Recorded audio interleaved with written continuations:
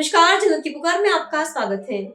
Gutter से gas वाली सोच पर काम होता तो आज न होता ऊर्जा संकट। संजय सिंह का केंद्र पर हमला। आम आदमी पार्टी के राज्यसभा सांसद संजय सिंह ने केंद्र सरकार पर तीखा हमला बोलते हुए ऊर्जा संकट के मुद्दे पर घेरा है। उन्होंने सरकार के दोहरे रवैये पर सवाल उठाते हुए कहा कि एक तरफ भारत सरकार बड़े बड़े दावे कर रही है कि देश में किसी भी तरह का कोई संकट नहीं है, सब कुछ ठीक है, लेकिन दूसरी तरफ जमीनी हकीकत कुछ और ही बयां कर रही है, जहां लोगों को अब मिट्टी के तेल यानी केरोसिन का इस्तेमाल बढ़ाने के लिए दिशा निर्देश दिए जा रहे हैं। अगर देश में सब कुछ सामान्य है तो फिर जनता को वापस पुराने दौर में धकेलने वाले ऐसे निर्देश आखिर क्यों दिए जा रहे हैं। संजय सिंह ने प्रधानमंत्री के पुराने बयान पर तंज कसते हुए आगे क्या कुछ कहा, खुद ही सुन लीजिए। ईरान के राष्ट्रपति से बातचीत की और उसको लेके एक ट्वीट किया लंबा चौड़ा। इससे स्पष्ट हो गया जो पहले दिन से हम लोग कह रहे थे, बार बार मैं कह रहा था, हमारी पार्टी के नेता अरविंद केजरीवाल जी कह रहे थे, सारे लोग कह रहे थे कि भाई आपको ईरान से बात करना चाहिए, आपको भारत के हितों का ध्यान रखना चाहिए। ईरान आपका परंपरागत मित्र है, उसने ऊर्जा क्षेत्र में बराबर आपको सुरक्षा प्रदान की है, सस्ता तेल दिया है, रुपए में तेल दिया है, उससे बात करो। लेकिन प्रधानमंत्री अमेरिका और इजराइल की चमचागिरी में पिछलग्गू बन के इस तरह से उनके मुरीद हो गए थे कि उन्होंने 8 देशों के प्रमुखों से बातचीत की। अमेरिका और इजराइल के ईरान पर हमले के बाद और गल्फ कंट्रीज में, खाड़ी देशों में अमेरिका के एयरबेस पे हमले के बाद 8 देशों से बातचीत की, 8 देश के प्रमुखों से बातचीत की, ईरान से बात नहीं की। और इनके चेले जितने थे वो कहते थे, अरे आप लोगों को विदेश नीति क्या पता है, अरे जितना महामानव को पता है तुम लोगों को क्या पता है। हम फिर भी दोहराते रहे, भाई ऊर्जा का संकट हिंदुस्तान में आ सकता है, बातचीत करके रखो। प्रधानमंत्री ने बात नहीं की। ईरान के सुप्रीम लीडर मारे गए, खामिनेई की मौत पर, उनकी हत्या पर एक शब्द शोक का प्रधानमंत्री नहीं बोले। 160 स्कूली बच्चे मारे गए, जिसकी निंदा आलोचना अमेरिका तक में हो रही है, दुनिया के तमाम देशों में हो रही है, प्रधानमंत्री नहीं बोले। हमारे मेहमान ईरान के नौसेना के जहाज को लौटते समय अमेरिका ने मार गिराया, 100 से ज्यादा नौसैनिक मारे गए, प्रधानमंत्री नहीं बोले। और प्रधानमंत्री को यह मालूम था, इस देश की जनता को तो नहीं मालूम था, लेकिन प्रधानमंत्री को यह मालूम था कि हार्मोज के समुद्री मार्ग से भारत की जरूरतों का 60% कच्चा तेल आता है और 50% गैस आती है, और वो हार्मोज का समुद्री मार्ग ईरान के कब्जे में है। यह प्रधानमंत्री को मालूम था। तो आपने ईरान से अपने रिश्ते क्यों बिगाड़े? आप युद्ध के ठीक पहले, 2 दिन पहले इजराइल की यात्रा पर क्यों गए? और जब से गाजा और इजराइल का वॉर हुआ है, किसी भी देश का प्रमुख इजराइल जाने से बचता है, नहीं जाते लोग इजराइल। आप उछल उछल के इजराइल चले गए, वहां आपके लिए एक फर्जी सा पुरस्कार बनाया गया, फर्जी सा पुरस्कार। उसके पहले वो पुरस्कार नहीं था, एक फर्जी सा पुरस्कार बनाया गया, आपके गले में मेडल डाल दिया गया, बोले जाओ जिंदाबाद लगाओ इजराइल और अमेरिका की। और आप इजराइल और अमेरिका की जिंदाबाद लगाने में लग गए। कौन कौन से देश हैं जिन्होंने युद्ध के खिलाफ वक्तव्य दिया? छोटे छोटे देश। यूरोपियन यूनियन के 27 देशों ने युद्ध के खिलाफ निंदा प्रस्ताव पारित किया। ऑस्ट्रिया, बेल्जियम, बुल्गारिया, साइप्रस, तमाम, डेनमार्क, तमाम देश, हंगरी, इटली, लग्जमबर्ग, पोलैंड, पुर्तगाल, स्पेन, स्वीडन, और यूरोपियन यूनियन के अलावा जो देश हैं, Egypt, Jordan, Pakistan, Turkey, Armenia, Brazil, Cuba, Japan, रूस, China, Germany, UK, South Africa, France, Oman, ये तमाम उन देशों का नाम मैं ले रहा हूं।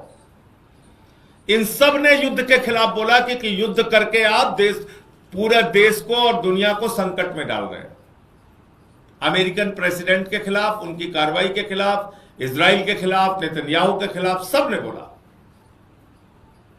वो 160 बच्चियों की मौत पे भी बोला।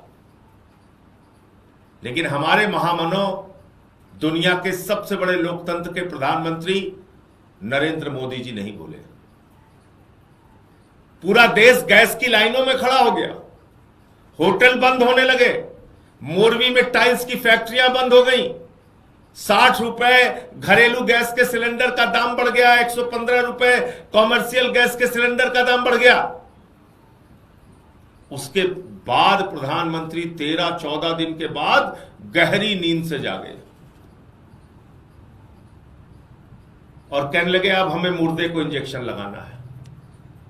जब सिलेंडर से गैस निकल गई, कहने लगे अब हम इसमें गैस भरेंगे। बोले कहां वाला? बोले नाली वाला गैस भरेंगे इसमें। अब जब गैस से सिलेंडर निकल गई तो कह रहे हम नाली वाला गैस भरेंगे, उसमें मुर्दे को इंजेक्शन लगाएंगे। आपकी विदेश नीति मर गई, आपके देश में ऊर्जा का संकट खड़ा हो गया, तब आप 13 दिन के बाद, 14 दिन के बाद जाग रहे हैं। कैसे जागे आप? मैं पूछना चाहता हूं, क्या आपको ट्रंप जी ने अनुमति दिया तब आप जागे कि ठीक है बच्चे एक ट्वीट कर ले, कोई बात नहीं? क्योंकि आप जो कुछ भी अब करते हैं ट्रंप से पूछ के करते हैं। रूस से तेल खरीदना है कि नहीं खरीदना है, ट्रंप से पूछ के आप करेंगे। और यहां किसी सरकार के नेता से पूछो, कहते हैं भारत अपने निर्णय लेने के लिए स्वतंत्र है, भारत को जहां से सस्ता तेल मिलेगा वहां से तेल खरीदा जाएगा।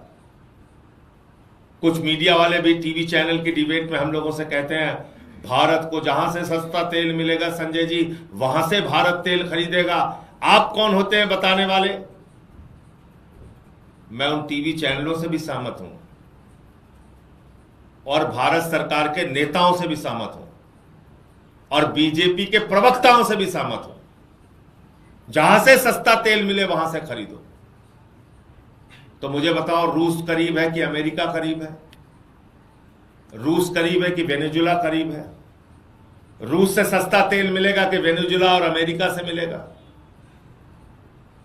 तो आप रूस से तेल क्यों नहीं खरीदते? आपको ईरान सस्ता तेल दे रहा था। चलिए मैं आप लोगों के माध्यम से एक सुझाव देना चाहता हूं भारत सरकार को। ईरान आपको सस्ते में तेल दे रहा था, ईरान आपको रुपए में तेल दे रहा था, और ईरान कम से कम अपने टैंकर तो नहीं उड़ाएगा। आप ईरान से सस्ता तेल खरीदो। आप ईरान से सस्ता तेल का जहाज क्यों नहीं मंगा रहे? आप भारत की जरूरतों का तेल ईरान से मंगाओ। क्या डर है आपको? चीन ईरान से तेल खरीद रहा है, बाकी देश ईरान से तेल खरीदते हैं, उनको कोई डर नहीं। आपको पापा का डर है? डांट देंगे पापा जी। किसका डर है आपको? ट्रंप का डर लगा हुआ है। आप खरीदिए, ईरान से तेल खरीदिए।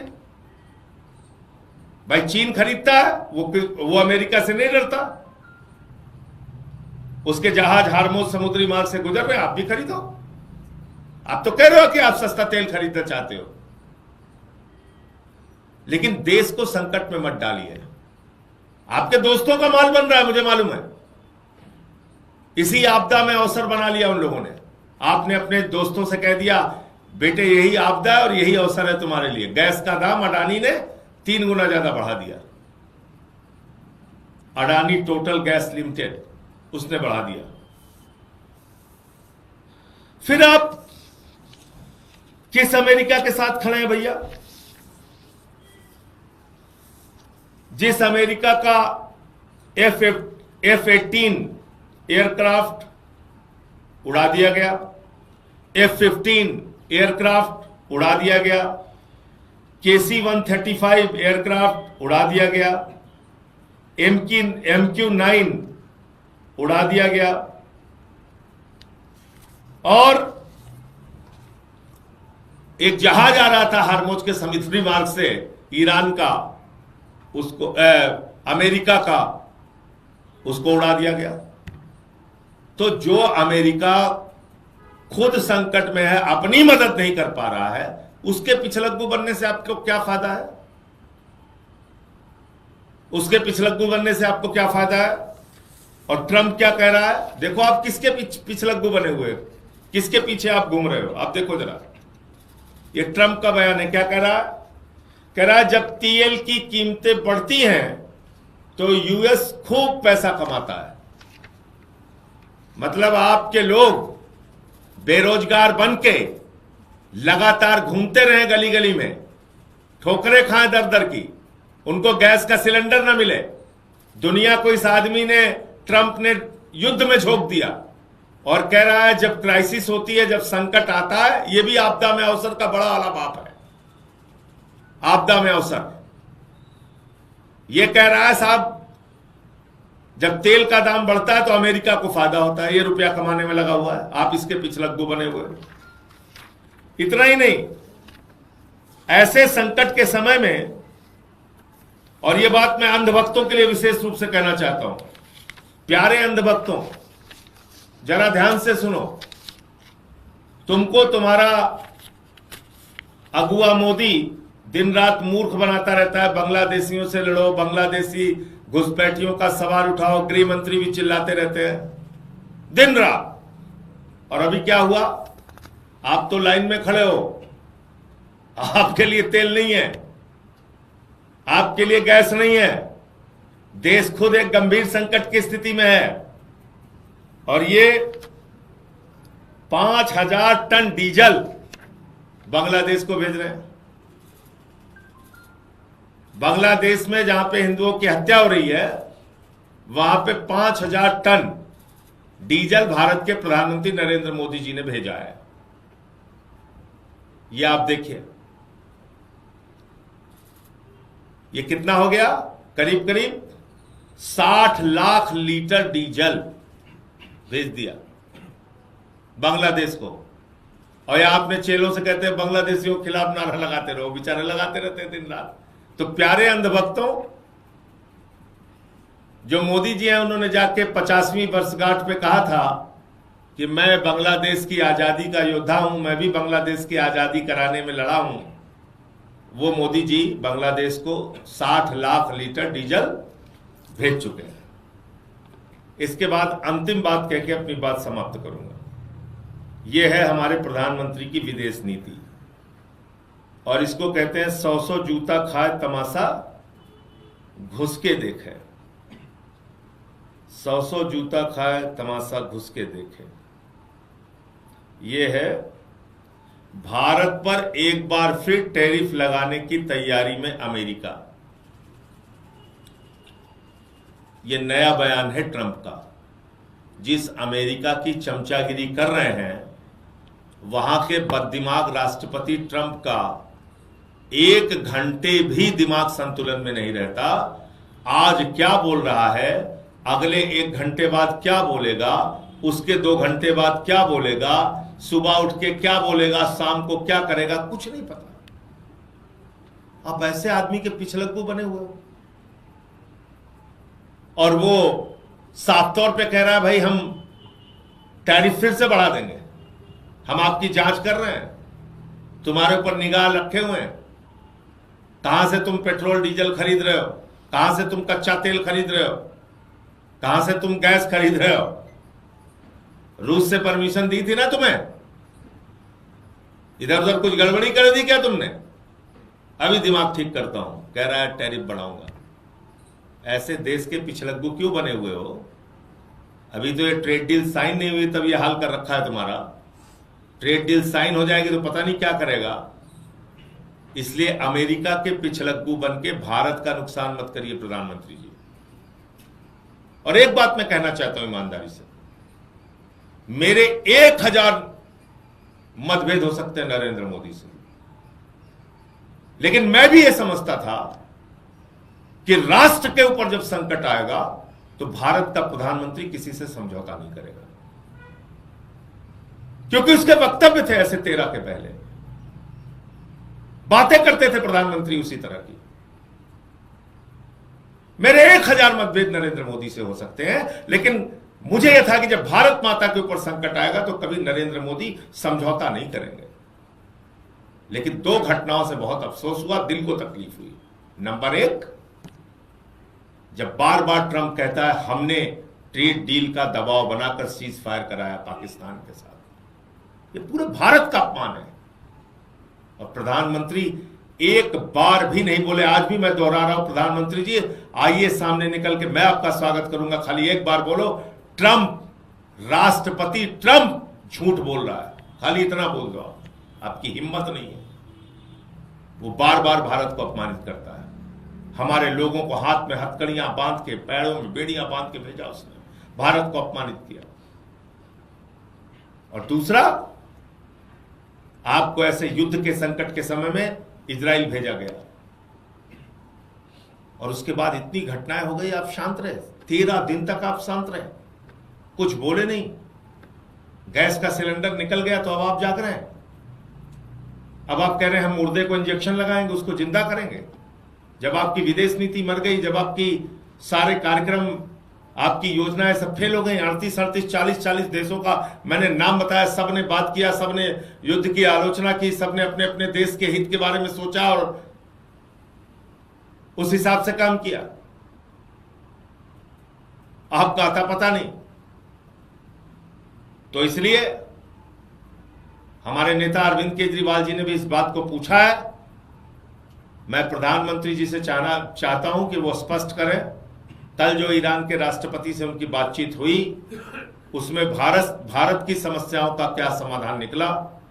क्या वास्तव में हार्मोज के समुद्री मार्ग से भारत के जहाज को जाने के संबंध में उनकी कोई बातचीत हुई? क्या अब भारत में तेल और गैस का संकट खत्म हो जाएगा? क्या हमारे जहाज गैस और तेल के आना शुरू हो जाएंगे? यह मैं प्रधानमंत्री जी से पूछना चाहता हूं। और अपने मंत्रियों से कहिए इतना कोरा झूठ ना बोला करें। कल हरदीप पुरी जी सदन में कह रहे हैं तेल और गैस का कोई संकट नहीं है देश के अंदर। झूठों ने झूठों से कहा है सच बोलो, सरकारी ऐलान हुआ है सच बोलो। मोदी का दफ्तर झूठों की मंडी है,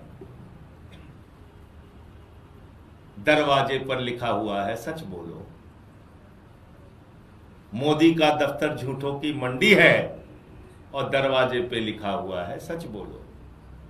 इतना कोरा झूठ, ज्यादा मेहनत करने की जरूरत नहीं। हरदीप पुरी जी चलिए नोएडा चलते हैं, लंबी लाइन में आधा घंटे खड़े होइए इस धूप में, पता चला। लेकिन डॉक्टर बुला लीजिएगा, नहीं तो मूर्छित होकर गिर जाएंगे आप, तो धूप में रहने की आदत है नहीं।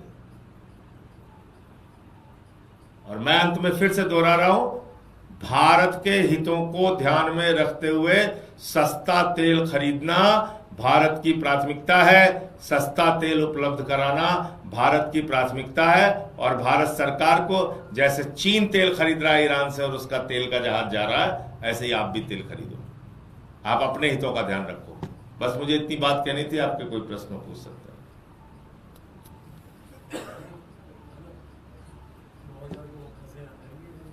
कोई सवाल?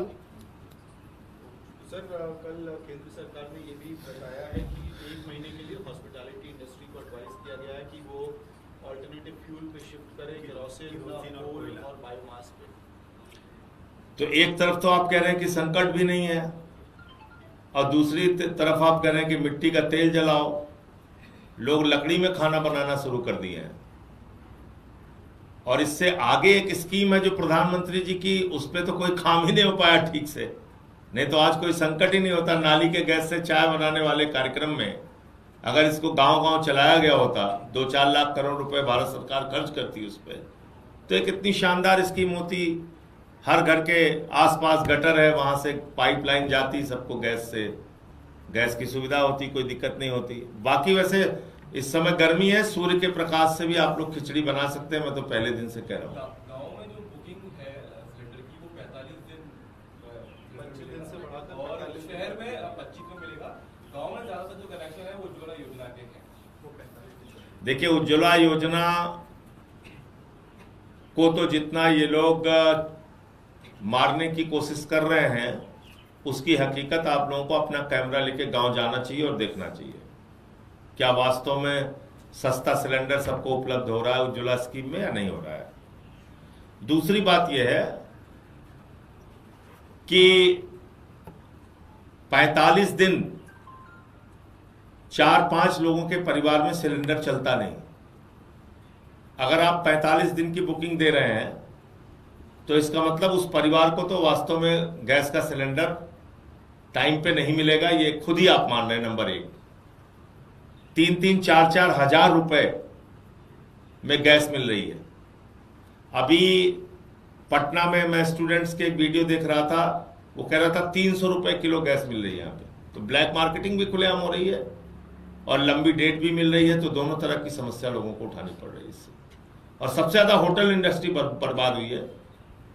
शादी ब्याह का सीजन है, लोगों को नहीं मिल रहा है सिलेंडर, तो दिक्कत है बहुत ज्यादा। Thank you. अगर आपने हमारा अभी तक चैनल सब्सक्राइब नहीं किया है तो कृपया चैनल सब्सक्राइब कर लें, लाइक करें, शेयर करें, कमेंट करें। तो मिलते हैं फिर किसी और खबरों के साथ। नमस्कार।